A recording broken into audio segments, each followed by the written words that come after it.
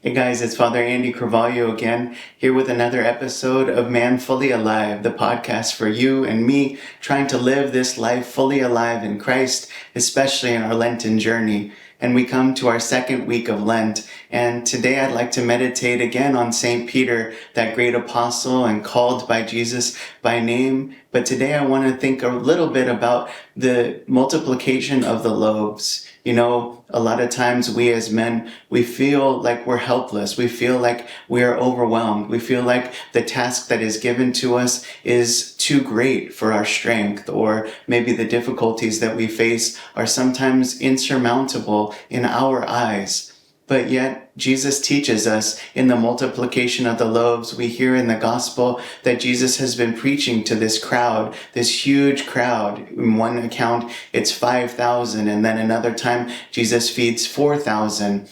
But Jesus is talking to them, and he looks to the apostles, and he says, where will we get food for these people to eat? If we were to send them out back to the towns, they would be famished and they may faint on the way. And so Jesus looks to the apostles to have faith and to provide what little that they do have to Jesus. In one account, we see there are 5 loaves and 2 fish, and then another account from the gospel, there's some bread, some loaves, and then there's also a couple fish. We see that Jesus allows the apostles to bring their needs to Jesus, but yet the apostles, we don't know which one says it, but they tell him, what is this food, this little that we are bringing, enough to feed all these people? How could this feed all these people? We as men, of course, feel that helplessness. What is it that I can do to overcome these obstacles? I'm bringing so little to the Lord, or my prayer life is just so small in the comparison to all the busyness and the craziness of my life. What am I supposed to do with this little that I have?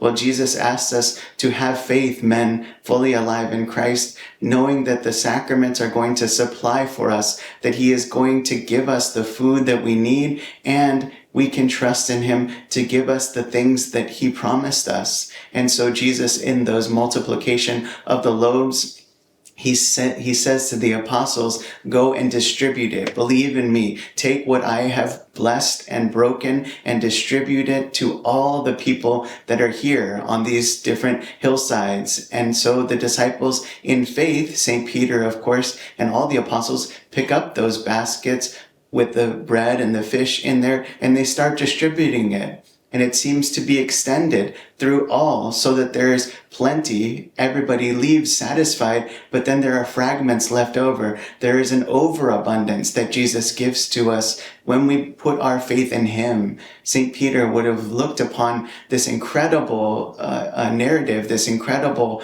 experience, and would have been shocked to see that just such little loaves and little fish had been multiplied for thousands of people, to the point where Jesus does it a second time. And we recognize that Jesus can still do this in our life, that the little that we bring, what are our 5 loaves, what are our 2 fish, in the midst of our discernment of a vocation, or in the midst of our vocation that God has given to us as a husband, a father, as a priest, a religious, our 2 fish and 5 loaves can be multiplied to the masses, so that we can have an overabundance even, so that we can continue to give.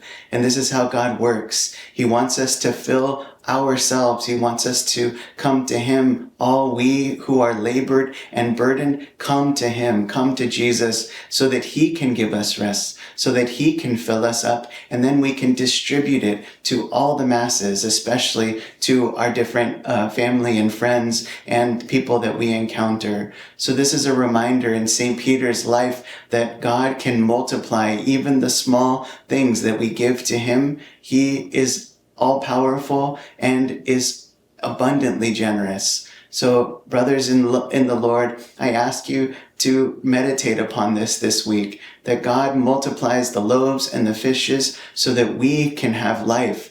And especially in the Holy Eucharist, it goes out to all nations, in all languages, in every continent.